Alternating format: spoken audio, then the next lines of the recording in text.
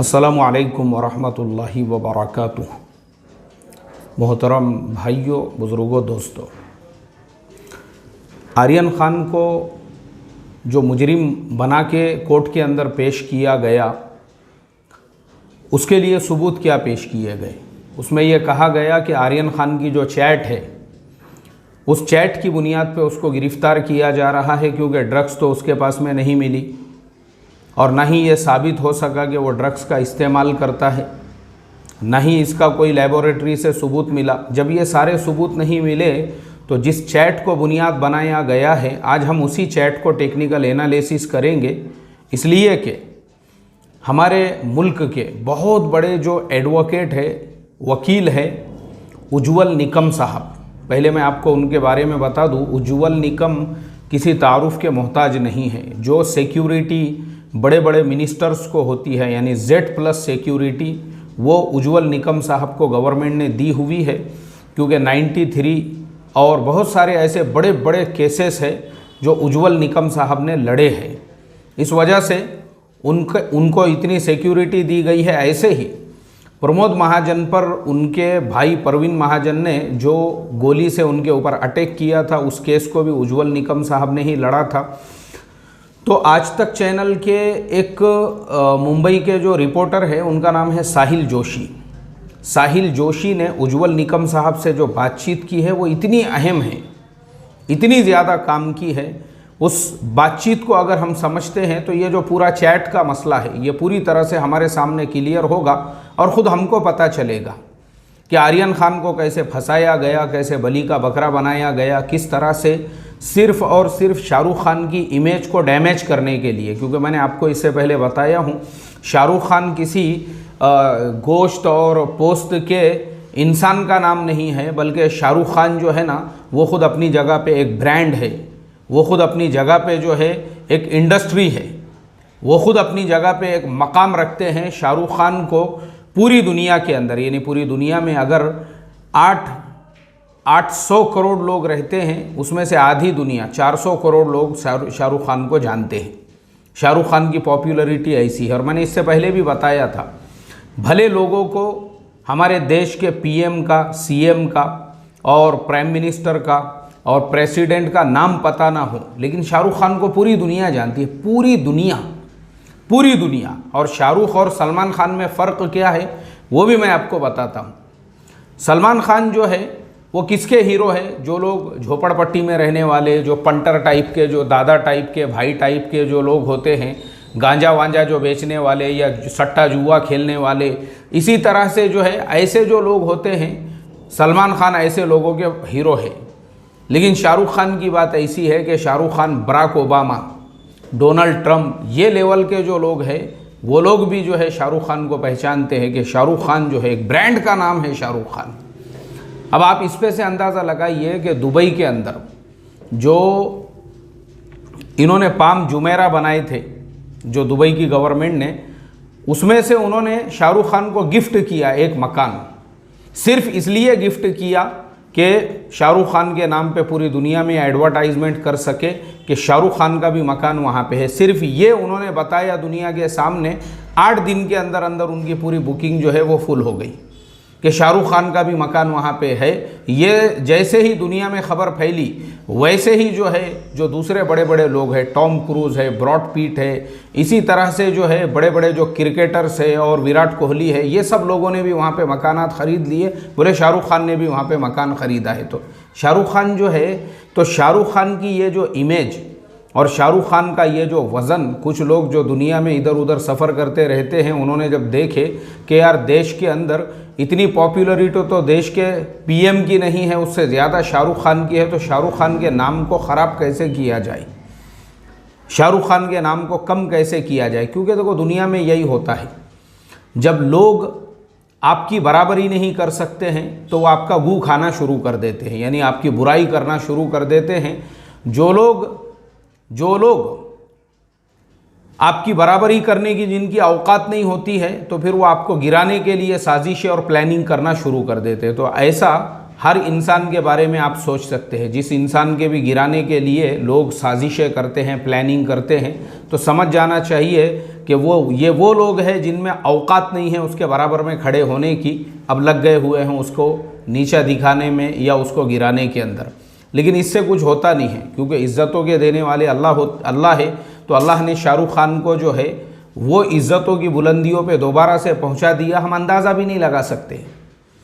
तो बहरहाल ये पूरा जो प्लान था वो यही कि शाहरुख खान के वज़न को कैसे कम किया जाए। इसके लिए अब पिछले 30 साल से शाहरुख पे तो हाथ नहीं डाल सके, चलो बोले अभी बेटे को ही जो है बली का बकरा बना दिया जाए। अब वो बेटे को, आर्यन खान को, जो बली का बकरा बनाने के लिए उसका जिस तरीके से उसको ट्रैप में लिया गया, हम इससे पहले बता चुके हैं। उसको मेहमान खुसूसी की हैसियत से वहाँ पे बुलाया गया, और वहाँ बुलाने के बाद में उसको जिस तरह से वहाँ पे जो है एनसीबी के ऑफिस में जो सीपी पीसी गोसावी जो वो टकला है वो जब लेकर चला, तो आज हालत ये है, आर्यन खान को ज़मानत मिल चुकी है, आर्यन खान को बेल और टकले को जेल। हमने एक वीडियो ऑलरेडी डाला हुआ है, टकला जेल में और आर्यन खान बेल पर। अब आर्यन खान के केस के अंदर ये जो इतनी पेचीदगी पैदा हुई और अभी तक उनको बेल नहीं मिली, देखो मैं आपको उज्ज्वल निकम साहब और साहिल जोशी दोनों के भी बीच में जो इंटरव्यू हुआ है वो आपको मुंबई तक जो चैनल है उसके ऊपर मिल जाएगा। कुछ पॉइंट्स बहुत ही गौर करने वाले हैं। सबसे पहली चीज़ कि क्या व्हाट्सएप का चैट ये कोर्ट के अंदर एक सबूत बन सकता है? पहली चीज़, उज्ज्वल निकम साहब ने कहा देखो व्हाट्सएप का चैट हो या एसएमएस हो, इसमें क्या होता है, सिर्फ जो नज़र आ रहा है उसकी बुनियाद पे आप कार्रवाई नहीं कर सकते।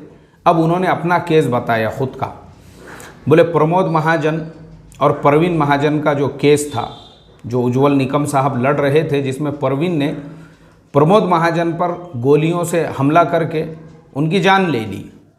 तो परवीन ने क्या किया कि प्रमोद महाजन का जो मोबाइल फ़ोन था उस फ़ोन से अपने नंबर पर एक एसएमएस किया। अब घर के अंदर क्या होता है, ये ऐसे मोबाइल जो है इधर उधर रखे हुए होते हैं, फैमिली के बहुत सारे मेंबर एक दूसरे के मोबाइल को हाथ लगाते हैं, देखते हैं, कोई वीडियो देखता है। ऐसे ही परवीन ने बहुत चालाकी से प्रमोद महाजन साहब जो थे उनके मोबाइल से अपने नंबर पे एक एसएमएस कराया और उसमें ये लिखा कि मैं तेरी जान ले लूँगा। ये लिखा हुआ है प्रमोद महाजन साहब के मोबाइल से, और किसको एसएमएस किया जा रहा है? परवीन को, जिसने बाद में उनके ऊपर अटैक किया। अब परवीन ने जो है ये सब होने के बाद उनकी मौत वगैरह सब कुछ हो गई, कोर्ट के अंदर ये कहा कि उन्होंने मुझे ये एसएमएस किया था। कोर्ट ने जब उस कोर्ट में वो एसएमएस जब पेश किया गया, उज्ज्वल निकम साहब ने कहा कि भाई इस एसएमएस की पूरी जांच होनी चाहिए, इंक्वायरी होनी चाहिए और इस इंसान को पुलिस कस्टडी में देना चाहिए। जब उसको पुलिस कस्टडी में दिया गया तब जाके खुलासा ये हुआ कि वो एसएमएस जो था ये ख़ुद इसी ने किया था उनके नंबर से अपने नंबर पे, ताकि इसको वो जवाब की सूरत मिल सके कि उन्होंने मुझे सामने से धौंस दी थी कि मैं तेरी जान ले लूँगा, इसके लिए मैंने मेरी जान को बचाने के लिए उनके ऊपर अटैक किया। देखो ये ख़तरनाक साजिश और ये षड्यंत्र। फिर उसके बाद में उज्ज्वल निकम साहब ने और भी बहुत सारे खुलासे हुए उसके अंदर। उसमें एक और ख़ुलासा ये हुआ कि आर्यन खान की ये जो चैट है जिसके अंदर कहीं पे भी ड्रग्स, कहीं पे भी गांजा, कहीं पे भी चरस, कहीं पे भी ये सब चीज़ों का कोई तस्करा नहीं है, ये उसके अंदर लिखा हुआ ही नहीं है, बल्कि उसके अंदर जो है सिर्फ ये लिखा हुआ है कि कुछ जुगाड़ हो सकता है क्या। तो जो ये है, क्या नाम है उसका, उसने जो है उनको जवाब दिया, रिप्लाई दिया कि ठीक है मैं कुछ ना कुछ जुगाड़ कर लेती हूँ। बस ये बातचीत उसके अंदर हुई है। जुगाड़ मतलब क्या, किस चीज़ का जुगाड़ चाहिए? अच्छा, फिर उसकी तहकीकात हुई तो वो जो चैट है, यानी आर्यन खान की ये जो चैट है ये आज से 2 साल पहले की है, 2019 की, और ये चैट तो अमेरिका में हुई है। अब जब ये चैट अमेरिका में हुई है तो वो चैट की बुनियाद पर आप इंडिया के अंदर केस चला रहे हो। अच्छा, उसमें पहले तो यही क्लियर नहीं है कि जुगाड़ का मतलब क्या है या दो का मतलब क्या है, दो लेकर आना, दो का मतलब क्या है, दो लाना मतलब क्या, दो लेकर आना। एक चीज़ तो ये हो गई। तीसरी चीज़, फिर अभी एक और आदमी सामने आया और मैं उसका भी आपको जोड़ दूंगा साथ में फ़ोटो, जो एक मैडम के साथ में उसकी बातचीत चल रही है और उसके अंदर वो मैडम उससे कह रही है, क्योंकि ये जो आदमी है ये हैकर है। हैकर किसे कहते हैं? हैकर उसको कहते हैं जो किसी का भी फेसबुक अकाउंट है उसमें जो है यानी उसको हैक कर सकता है, या यूट्यूब अकाउंट है या कोई भी अकाउंट होने दो। आजकल जो है ना ये आम तौर पे हो चुका है। देखो ऐसे बहुत सारे ऐप वगैरह आते हैं जिसमें आप इंडिया में बैठे बैठे अमेरिका का, पाकिस्तान का, दुनिया के किसी भी देश का नंबर ले सकते हो और वो नंबर के ज़रिए से आप किसी को भी ये बता सकते हो मैं अमेरिका से बात कर रहा हूँ, मैं पाकिस्तान से बात कर रहा हूँ, मैं फ़लाने देश से। अब इसमें जो एक उस लाइन का पहुँचा हुआ इंसान होता है वो इमीडिएटली पुलिस को इत्तला दे देता है कि देखो मुझे ऐसे फेक पाकिस्तानी नंबर से और फेक अमेरिका के नंबर से मैसेजेस आ रहे हैं और ये लोग इस तरह का स्कैम चला रहे हैं। तो पुलिस क्या करती है? फ़ौरन ऐसे लोगों के ऊपर कार्रवाई करती है। तो ये आज के ज़माने में जो है ना कोई मुश्किल नहीं रहा है। जैसे अभी हमने साइबर क्राइम के ऊपर अभी एक वेबिनार लिया था 2 रोज़ पहले, जिसमें वकील साहब ने ऐसी ऐसी ख़तरनाक बातें बताए। उसके अंदर आपने सुने होंगे उसके अंदर के कैसे कैसे जो है आज जो है जो आपके मोबाइल के अंदर जो बैंकों के ऐप होते हैं उनका भी कैसे इस्तेमाल किया जाता है, उनको भी कैसे क्लोन किया जाता है, कैसे जो है आजकल वर्चुअल सिम कार्ड वगैरह सारी चीज़ें आ चुकी है। ये सब आज के ज़माने में जो है ना एक मामूली चीज़ है। तो इसलिए ये ज़माने के अंदर चौकन्ना, होशियार। आपको कोई भी मैसेज आ रहा है अमेरिका के नंबर से आ रहा है, इसका मतलब वो अमेरिका का नहीं है, वो यहीं पे कहीं ना कहीं जो है कोई ना कोई झोपड़पट्टी में बैठा हुआ है, आपका दुश्मन जो अमेरिका के, पाकिस्तान के नंबरों से आपको मैसेज कर रहा है। तो फ़ौरन इमीडिएटली आपने साइबर क्राइम को रिपोर्ट करना चाहिए, इससे पहले कि आप फंसो, आप सामने वाले के अगेंस्ट में कंप्लेन करो। ख़त्म हो गई बात। या तो आप शिकार बनोगे, इससे पहले कि आप शिकार बनो उसका शिकार करो। यही इस दुनिया का उसूल है। तो इसके लिए वो जो इंसान है जिससे वो लेडी बात कर रही है वो भी हैकर है, उससे वो यही कह रही है कि आर्यन खान की जो 2 साल पुरानी चैट है 2019 की, चूँकि उसको इंडिया की कोर्ट के अंदर आप सबूत नहीं बना सकते। अब जब उसको सबूत ही नहीं बना सकते हैं तो फिर एक काम करो कि कुछ नई चैट उसके अंदर ऐड करो आज के तारीख़ में। आज की जो तारीख़ है, आज की तारीख़ मतलब अक्टूबर के महीने की, कोई ना कोई उसके अंदर ऐसी चैट ऐड कर डालो अक्टूबर 2021 की, कि उसके अंदर जो है आर्यन खान ने उससे 2 दिन पहले, क्योंकि 2 अक्टूबर को गिरफ्तारी हुई, तो 1 अक्टूबर को या फिर सितंबर के आखिरी हफ्ते में कुछ ऐसी बातचीत किया हो जिससे ये साबित हो कि उसने ड्रग्स मंगाया हो या किसी को ड्रग्स भेजा हो। ऐसा आप डाल दो। बोले उसके अंदर कितने पैसे लगते, बाज़ाब्ता उसको कुछ 10-15 हज़ार रुपये ये भी दे दिए गए थे, यानी बयाना या जो एडवांस होता है। तो उसके बाद इस इंसान ने जो है उस चीज़ का खुलासा आया मार्केट के अंदर। तो बहरहाल मेरा बताने का मकसद यही है कि ये जो आर्यन खान केस है पूरी तरह से जो फेक केस है, उसके अंदर किस तरह से जो है वो उसको फंसाने की कोशिश की गई। और मैं गारंटीड कहता हूँ, गारंटीड कहता हूँ, आर्यन खान को सज़ा मिलना तो दूर की बात है, आर्यन खान पे 100 रुपये का जुर्माना भी नहीं हो सकता है इस केस के अंदर।